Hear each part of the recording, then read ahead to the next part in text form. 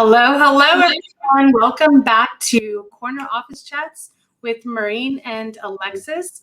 We're here every Thursday at 1:30 Eastern, and we are talking about what's happening in Women Who Lead. If you don't know about Women Who Lead, we host a Facebook group community with entrepreneurs that are 6 to 7 figures. They're scaling really fast, and they want to be able to really show up as powerful leaders in managing their team, growing their team, and really hitting that next level of productivity, high performance, and having that unshakable mindset. So today, what are we talking about, Alexis? We're talking about 3 ways to level up your team productivity. This is a really great one. I love it. Yes, we talk a lot about, leveraging your team, the talents and strengths of your team. We understand that, we're never going to get to those like high levels of success on our own. So how do we really turn the focus on leveling up our team members individually and as a group? So the first thing that we want to think about is really getting to know your team on a personal level, right? Do you know what drives and motivates each individual team member, right? And you may be saying, I have time for this. This is part of your role as a leader, knowing your individual team members. I don't care if this has to be a priority on your calendar for the next month. You need to make sure that you are connecting with those individuals that are working for you, that are helping to drive your mission and your business forward. What drives them, right? Because I don't know if there's a newsflash for people, but not everybody is motivated by the paycheck, right? That is a very old school way of thinking that, I'm paying these people to show up and do a job.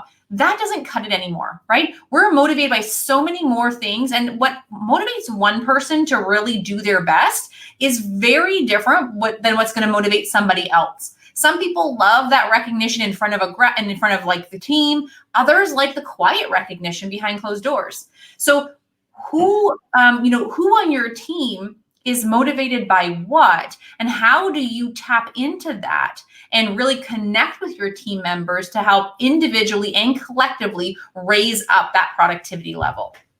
Yeah, I want you to think back if you've been in a job or been in a position where you were managed by a leader, right? Or you were working for a manager. What was it about it that worked for you? What didn't work for you? I know for me that I have a very close-knit relationship with my team in my consulting that I do in corporate America. And that's what works for me is I show up for them. It's not even about the job or what we're trying to accomplish. I show up for them. I show up for the managers that I work with because I find that they're amazing people as human beings. Mm-hmm. And we know each other. We know about what's happening with our spouses, with our children, graduations coming up, or maybe unfortunately there was a death in the family. We have this close knit that we know what's going on. And Alexis, what I would say is that our team produces at the level that it produces because we have this camaraderie feel. We treat each other as human beings.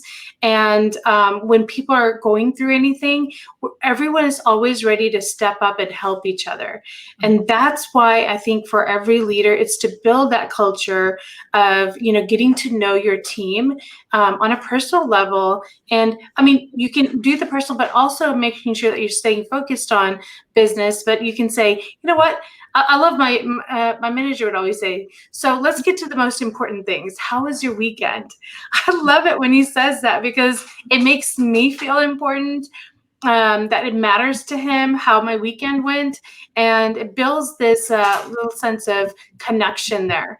And then we get in deep dive into, okay, let's get into shift into work. Okay, what are the things we need to get done? It builds that connection, builds that camaraderie, and then it increases that productivity that we want ultimately from our teams to be producing. Yeah.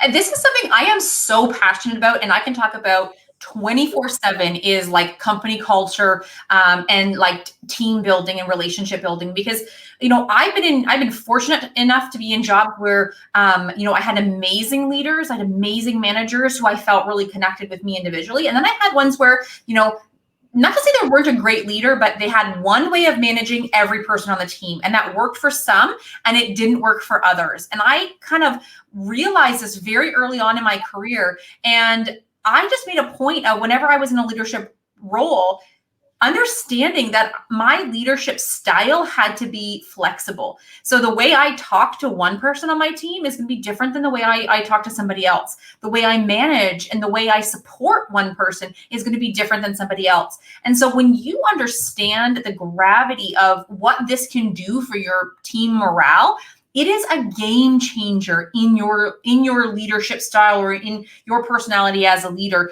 and to be able to connect with people on that individual level.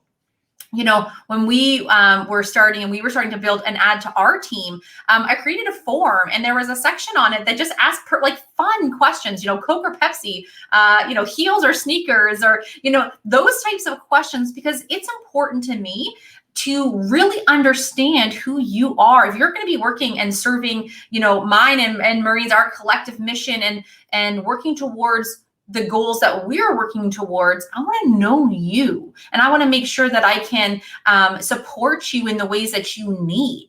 So I don't know if you can tell, I love talking about this stuff. This is something that I think really has to be on your dashboard as a leader, especially if you've now gotten to that six or multiple six figure level in your business, and maybe you're really building a team quickly, and you're adding on contractors, employees, interns, VAs, like you're adding all these people, and you're kind of maybe feeling overwhelmed and not knowing how to support.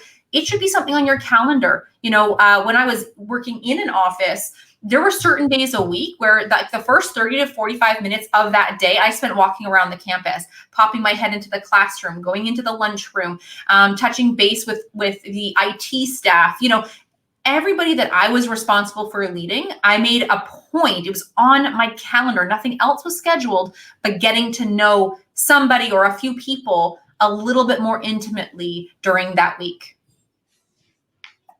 Yeah, really great, because if you're not building that already, you want to make sure that you're taking that first, maybe weekly, the first 5 or 10 minutes to really getting in sync with them where they are. You just never know what's going on in people's lives and how you can impact them as well. And the world needs this more, right? Mm-hmm. The world needs this more now that we're tied to our phone all the time. We have less of that connection. Mm-hmm. And this is where, as a leader, you can start building that, and you build that trust. You can build that harmony in how you're working together. And, you know, you want to also establish boundaries too, so that they know to expect that they're going to be sharing about your own personal life, their personal life, but also saying that we're also here to get work done. So, you know, you don't want it to be taking over the whole time, just talking about personal time.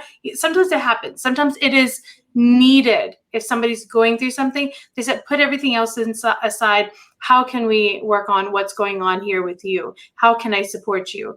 And then you can establish, like, okay, so we weren't able to get to the work things, but it was really important that we talked about what was going on in your life right now. And why don't you take some time, whatever, we can meet later in the day and touch base on a few things. That's it. That's all that needs to happen. There's no need for feeling like, oh, well, we didn't get to talk about work. It's just reestablishing a structure for that. So number 2, also really important, is acknowledge your team members. And this is within the team, on a team call, and this is also on the sidelines as well when you're having those one-on-one conversations, is acknowledging them on what they've been doing, taking the time to learn something new, maybe taking leadership on something and making sure it's taken care of.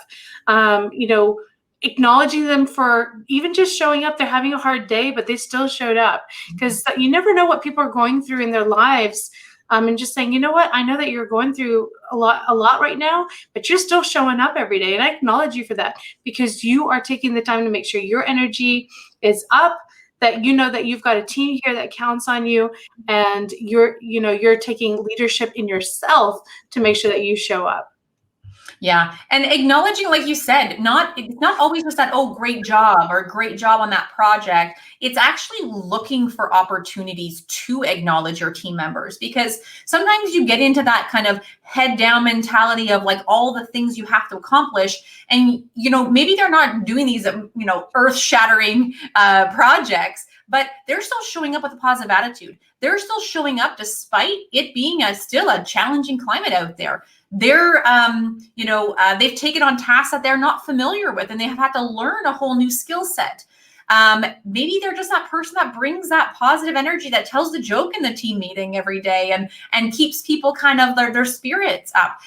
It's looking for and having that as an intentional act on your part as a leader. What can I acknowledge within my team today, this week? And it being an ongoing thing. So often you hear people say, oh, great job on that project, or yeah, great job on that win, or great job on bringing in that new client. Those are great. But what else can you acknowledge on a deeper level to really make them feel as though they're part of something bigger than just a job? Yeah. And that takes us right into number 3, validate that there are challenges and struggles, because there'll be times where your team member will be stuck, or they don't know where to go, or they're going through a challenging thing and they're stepping out of their comfort zone, and they're just like, I don't even know what it is that you want me to do here. So it's just validating. Okay, you're right. We probably didn't set you up with the right tools that you needed, or the support that you needed. I'm glad that you brought it up. It can be challenging when we're not available to answer those questions. It may be a struggle to figure out, how this tool works or whatever. How about I, get an expert to come in and help you with this so that you can learn from them and we can go from there. It's really validating, because sometimes they don't feel comfortable to say, I don't know how to do this, or I don't have the time. You've got all these things and I don't know how to do it. So when they actually do come to you, rather than be like, what do you mean? I gave you all the things, what is it? It may not be sufficient for what they need. You don't know. So really asking all the questions that'll help them be powerful. And if they're challenged, what is it? Ask them, what is it that I can do to help you through this if you don't have the answer? Sometimes if they don't have the answer, reach out to other team members saying, we've got a team member that's dealing with this, which is perfect, because what can we do? Who on the team can help them? Yeah. And using those words, like, your challenge is valid, or your struggle right now, what you're going through is valid. It's sometimes we just need to hear those words that, I recognize that you're in a tough season, and I honor you and I celebrate you for showing up the way you have been, in spite of the challenges going on around you. Or asking specifically, if you're like, well, my team, they seem to just be good. There's a lot of people pleasers out there. 2 of them are in front of you right now, recovering people pleasers, right? Where Absolutely. you don't want to show, you sometimes have that thought of that, if you don't know, or you're stuck on something, or you're struggling with something, that it's a sign of weakness. You don't want to show that to your employer or to the rest of your team. So you might just be saying, yeah, no, everything's great. I'm good. Meanwhile, it's like a tornado of anxiety inside, because you don't feel as though you have what you need to get the job done, or to the quality that you want. So ask them, saying, hey, what in this project, or in whatever they're working on, what is one piece that's frustrating you right now? Or what is one area that maybe you could use a little bit more support or resources in? Don't wait for them to come to you with the challenges. Go to them and make sure that you have set them up powerfully. And if there's anything else that they need, or maybe that you've forgotten or you didn't provide, it gives them that opportunity to ask for it in that moment. Yeah. As Alexis and I are building our own company, we've had to learn each other's strengths and weaknesses. Just the other day, you had mentioned, not to call you out, but you had mentioned that, the technology part of it and all this stuff, I don't know if I have time to learn it all. I'm like, you know what? You're right. Let's get somebody else that has the time to go through and work through that. Maybe I can take a look, or somebody can take a look and start doing that. How about you leverage your focus on building these things instead, because that's your zone of genius, right? And same thing, vice versa. I'm like, Alexis, can you work on this, because when it comes to the details of that, I just can't do it. But you're so good at just whipping it right out. So could you take that on, and I'll take this part in managing that portion of it. And that's how you leverage each other. We talked about this in a previous Corner Office chat, so you can go back and listen to it.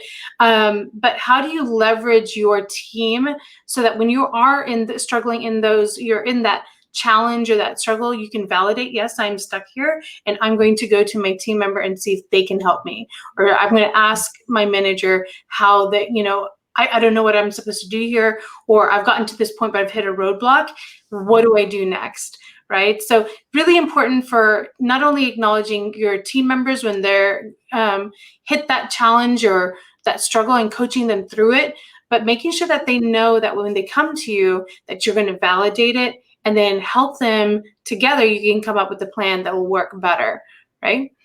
And so, all of these things that we talked about today, getting to know your team, acknowledging your team members, and validating their challenges and struggles, all of these things are intertwined, right? I mentioned in the first one where we have that form that every new team member fills out, and it tells us there's a bunch of questions on it, but it tells us a little bit more personal things about them. So when we want to acknowledge somebody, instead of just being like, here's a $50 Amazon gift card, one of the questions is like, what's your favorite restaurant? What's your favorite, I can't remember all of them. What's your favorite, band or music or movie? Or, there's a bunch of questions on there so that when we want to acknowledge somebody, it's not just like this generic, okay, here's a gift card, or here's a, take this time off, or whatever it is.